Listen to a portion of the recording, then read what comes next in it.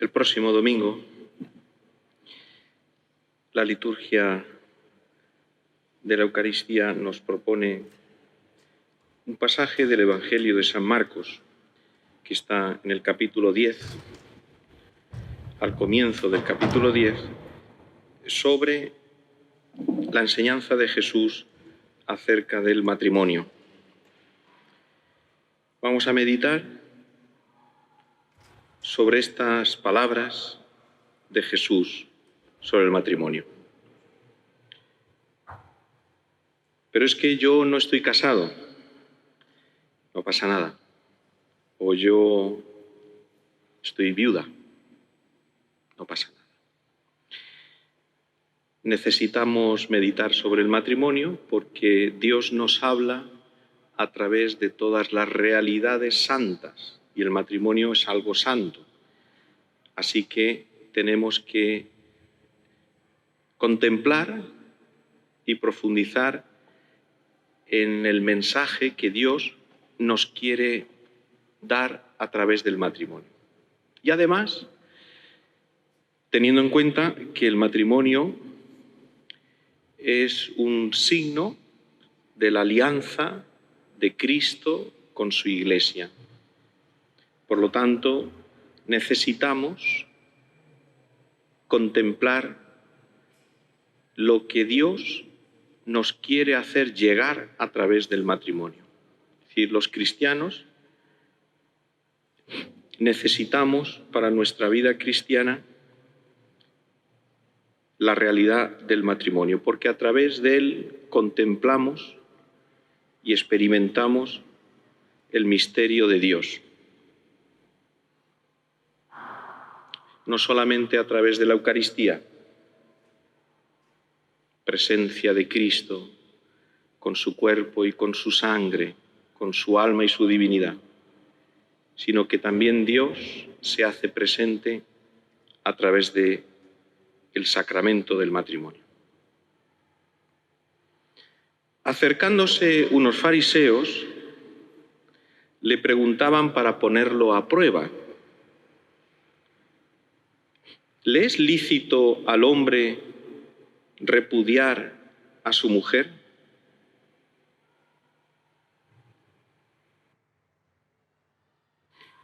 Esta era una cuestión que en la época de Jesús tenía una cierta actualidad, y hoy también. ¿Quién cree hoy todavía en el valor del matrimonio?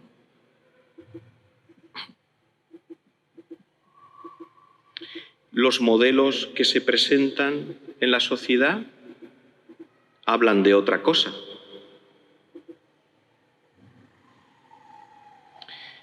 En un país que no quiero acordarme, los domingos, el Día del Señor, el Día del Señor, la serie más vista se llama Infieles. Y es todo alrededor de la infidelidad matrimonial. Bravo, bravo, fantástico. ¿En qué películas se habla, se presenta, se ensalza, se muestra la belleza del matrimonio, de la fidelidad, de la indisolubilidad? ¿En qué películas? ¿En qué series de televisión? ¿En qué programas? ¿En internet? ¿Dónde? ¿Quién? ¿Qué es lo primero que hacen los jóvenes? ¿Se casan? ¿Qué es lo primero que tienen en el corazón, en la mente? ¿La belleza del matrimonio? Cuando deciden tomar una decisión en su vida, de darle a su vida una orientación con otra persona, ¿qué hacen? ¿Qué rumbo le dan a su vida? ¿Cómo expresan y cómo concretan su amor?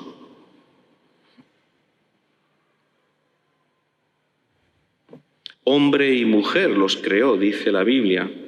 ¿Por qué razón Dios creó al ser humano de esta manera, hombre y mujer. ¿Con qué objetivo? ¿Con qué motivo? ¿Para qué? A Jesús le hacen una pregunta polémica los fariseos.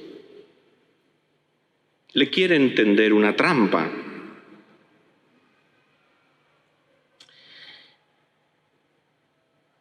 Porque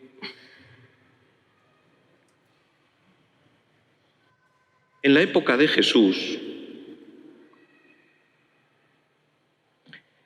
estaba vigente esta posibilidad de darle el acta de repudio a la mujer que era despreciada por su marido. En realidad era un tipo de divorcio. La única discusión que había en aquella época era por qué motivo se le podía despachar a la mujer. Y había 3 escuelas de rabinos. La escuela del rabino Shammai, que decía solamente en caso de adulterio. Y ya está. Después estaba la escuela del gran rabino Hillel, que decía, por cualquier motivo, porque la norma de Moisés decía literalmente si ya no era agradable a sus ojos. Y en fin, el paso del tiempo, tantas cosas que pasan en la vida y al final dicen, mira. Y después había una tercera escuela, la de el gran rabino Tibac, que dice que podía repudiar a la mujer incluso si encontraba una más hermosa. Pues muy bien. ¿Y esto era en la época de Jesús? Esto era en la época de Jesús. Y esta es la cuestión que le plantean a Jesús.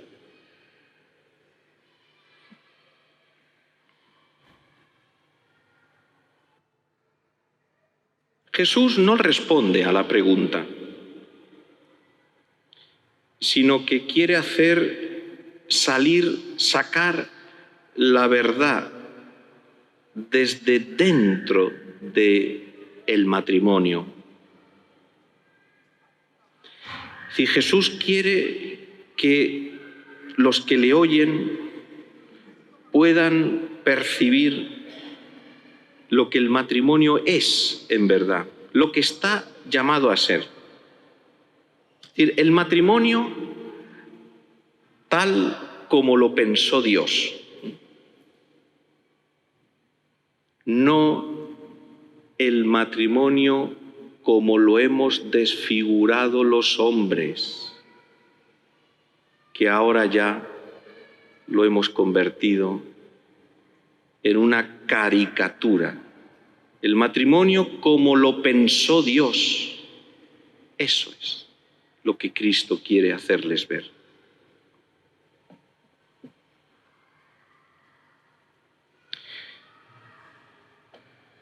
Él les replicó, ¿qué os ha mandado Moisés? Contestaron, Moisés permitió escribir el acta de divorcio y repudiarla. Los israelitas se basan en un texto del libro del Deuteronomio, que está en el capítulo 24, y que dice así, si uno se casa con una mujer y luego no le gusta, si no es agradable a sus ojos, porque descubre en ella algo vergonzoso y le escribe el acta de divorcio, se la entrega y la echa de casa, y ella sale de la casa va y se casa con otro. Esto es el libro del Deuteronomio, capítulo 24. Con este documento, la mujer podía casarse de nuevo con otro hombre. De lo contrario, si no tuviera este documento, el marido podía denunciarla como adúltera y entonces acabaría siendo lapidada la mujer, como hemos visto en algún caso en el Evangelio, ¿verdad? Le presentan a Jesús a una mujer sorprendida en adulterio. Tal vez era este caso. El marido no quiso darle el acta de repudio, con lo cual ella se podía casar con otro. Es decir, de alguna manera Moisés lo que quería hacer en aquella época era darle a la mujer repudiada una cierta protección legal para que no pudieran acusarla de adulterio, ya que había sido despreciada y rechazada por su marido. Y así, con ese documento, podía entonces casarse sin cometer adulterio. Sin embargo, en el siglo V antes de Cristo, el profeta Malaquías es el último profeta antes del Nuevo Testamento. Por lo tanto, cuando vayas a buscarlo en la Biblia, no hay duda. Te vas al Evangelio de San Mateo y unas páginas antes está el profeta Malaquías. Y el profeta Malaquías entra en una requisitoria contra los sacerdotes del templo que hacían cosas y enseñaban cosas que no eran las que Dios quería. Y les acusa de muchas cosas. Y de entre ellas, el profeta Malaquías les acusa de lo siguiente. Es un texto maravilloso. Vamos a escucharlo. También hacéis esto.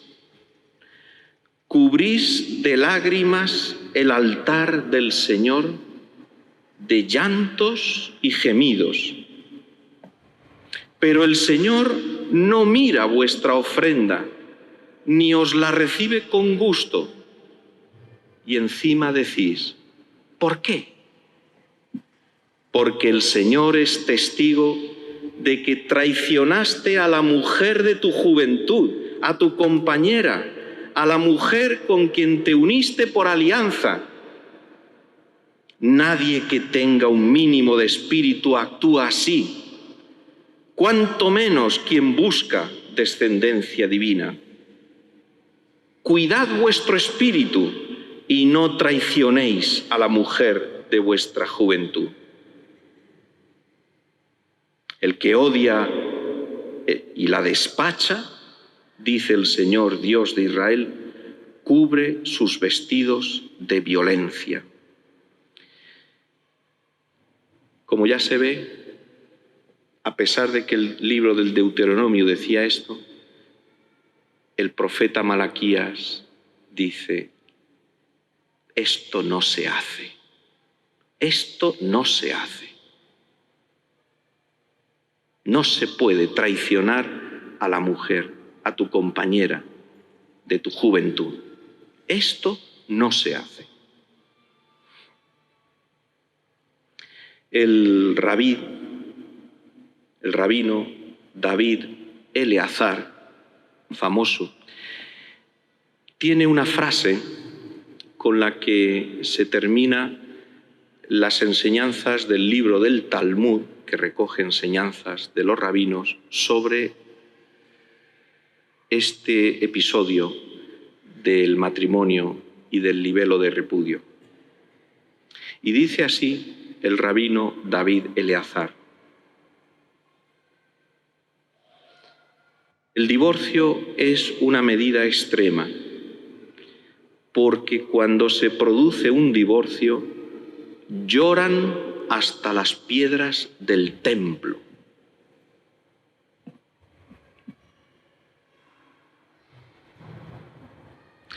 Los judíos responden a Jesús diciendo que Moisés ha permitido el repudio. Pero Jesús les había preguntado qué es lo que Moisés les había ordenado. Moisés no ha permitido nada.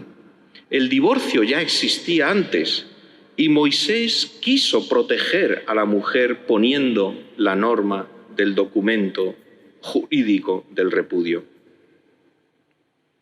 Por eso Jesús les dijo: por la dureza de vuestro corazón dejó escrito Moisés este precepto. Pero al principio de la creación, Dios creó hombre y mujer. Por eso dejará el hombre a su padre y a su madre, se unirá a su mujer y serán los dos una sola carne. De modo que ya no son dos, sino una sola carne. Pues lo que Dios ha unido, que no lo separe el hombre. La razón de la disposición de Moisés era la dureza de corazón. Esa dureza de corazón que llevaba a dejar desprotegida y abandonada y despreciada a la mujer. Pero ¿cuál es el proyecto de Dios? ¿Cuál era el designio, el diseño, el plan de Dios sobre el matrimonio? Hay dos modos de encarnar al ser humano. El ser humano se encarna en dos modos: varón y mujer. Todas las demás diferencias, altura, anchura, color de la piel, de los ojos, todo lo demás es secundario. Todo lo demás es secundario. ¿Y por qué ha querido Dios esta división? ¿Por qué Dios ha querido crearlos separados? ¿Por qué Dios no ha querido hacer que todos sean hombres? ¡Qué horror! ¿O que todos sean mujeres?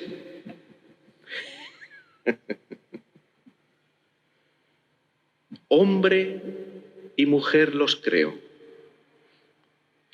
Porque Dios los ha querido necesitados el uno del otro, complementarios, para encontrar en el otro la parte que a ti te falta. Para llegar a ser plenamente uno mismo, necesitas del otro. El Génesis llama a esta necesidad, a esta condición de pobreza, de no tenerlo todo uno mismo, de decir yo me basto a mí mismo, yo puedo... No, esta necesidad, esta situación de vulnerabilidad, de limitación, de necesidad del otro, el Génesis lo ha llamado con una expresión: la desnudez. ¿Verdad que en el Génesis se dice que Adán y Eva estaban desnudos y no se avergonzaban? La desnudez es la condición en la que el hombre nace, el hombre y la mujer nace, y no son autosuficientes. Tienen necesidad el uno del otro para realizarse como persona. Sin el otro no se completa. Y el hombre, la mujer, frente a esa condición suya de desnudez, es decir, de necesidad del otro, no prueba vergüenza, no la considera como algo negativo, como algo realmente, como un fracaso, como un fallo. La persona está contenta de necesitar del otro. No hay nada más horrible que una persona que se considera autosuficiente. Yo me basto a mí mismo.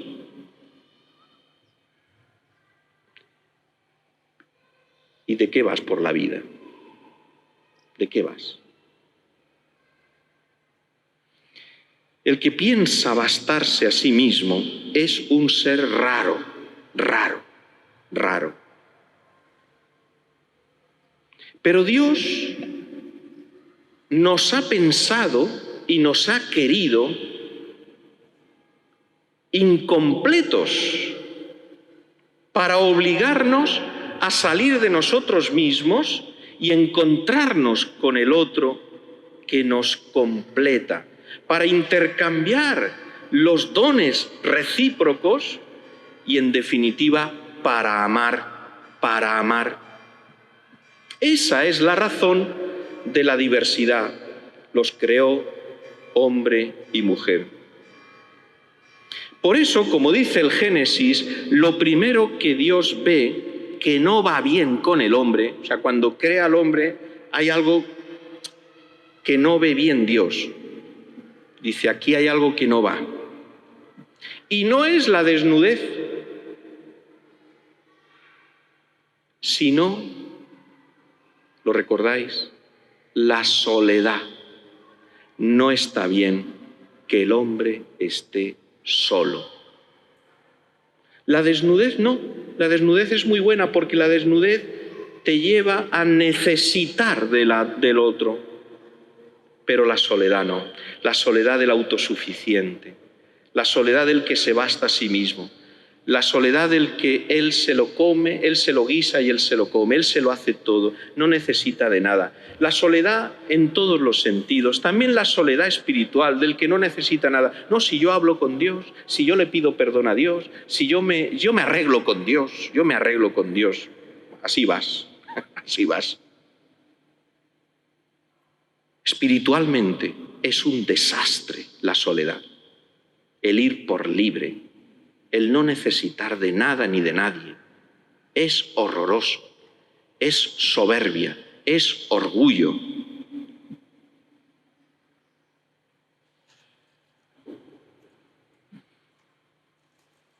No está bien que el hombre esté solo, porque así no se realiza como ser humano, no se humaniza. Porque así el hombre solo no es capaz de vivir la vocación para el amor, que es para lo que ha sido creado. Y el que vive solo, en este sentido de soledad espiritual, de soledad, el que piensa solo en sí mismo, no es capaz de vivir el amor.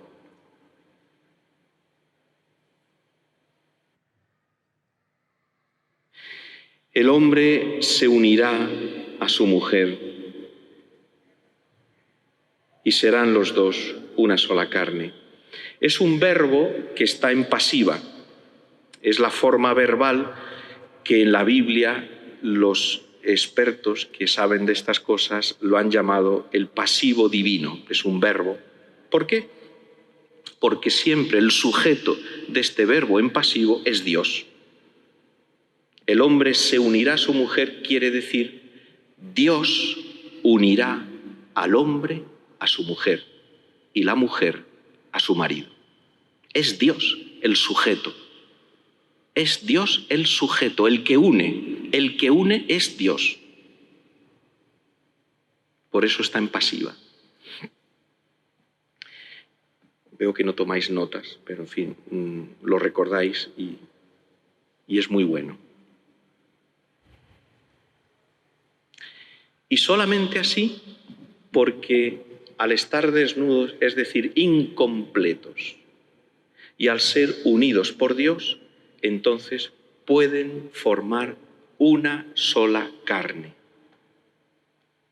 Y una sola carne solo lo puede llegar a ser un hombre y una mujer. Ya está. Todo lo demás, no.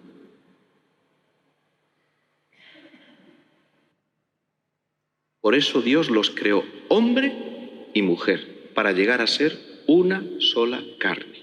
Y solo un hombre y una mujer pueden llegar a ser una sola carne.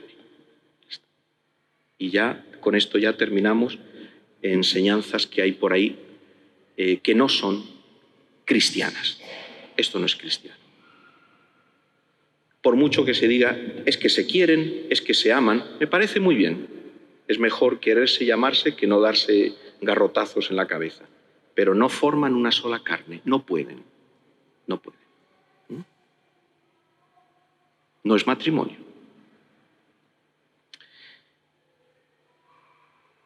Dificultad de los discípulos.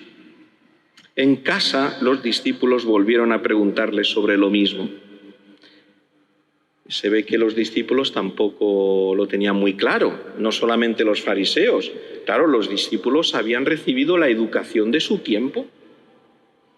Como nos pasa hoy, que los cristianos bebemos la cultura del tiempo y nos contagiamos porque bebemos aguas corrompidas, porque tomamos alimento cultural que está en mal estado y hace daño al estómago y después vienen esos malestares en el intestino. Espiritualmente, así estamos muchos cristianos, comiendo y bebiendo cosas que están en mal estado, que no son cristianas. Pero es lo que hay, es lo que hay. Y los apóstoles, pues también tenían esta idea y le preguntan de nuevo a Jesús porque no estaban del todo. Él les dijo: si uno repudia a su mujer y se casa con otra, comete adulterio con la primera. Y si ella repudia a su marido y se casa con otro, comete adulterio. Aquí ya introduce el Evangelio de San Marcos una novedad que no estaba en tiempos de Jesús en Israel, pero sí que estaba en Roma, porque en Roma los paganos, la mujer sí que podía repudiar al marido, en Israel no. Y aquí Jesús, el Evangelio de San Marcos, lo introduce también, es decir, para que no haya duda. Pero es que termina el Evangelio con una cosa maravillosa.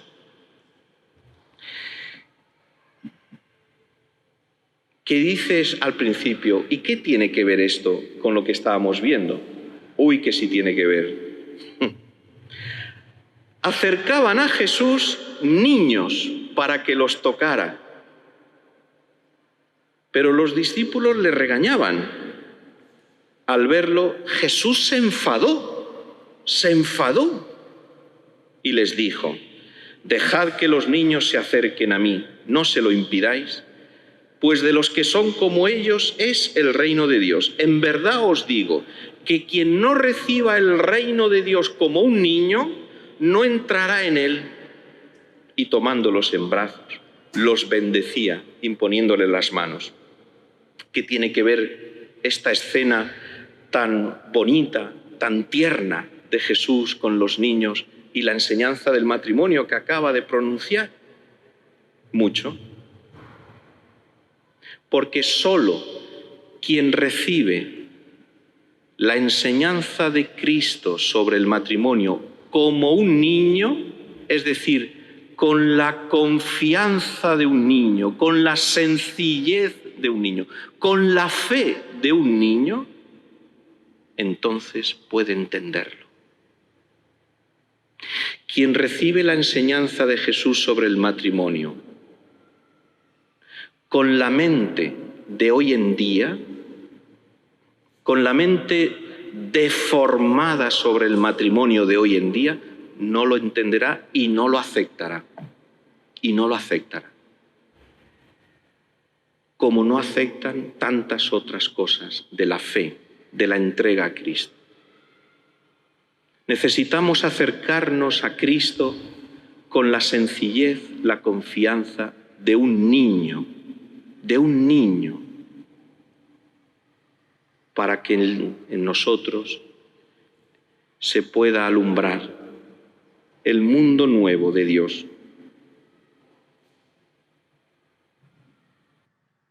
Así es como hemos de entender este gran regalo del matrimonio.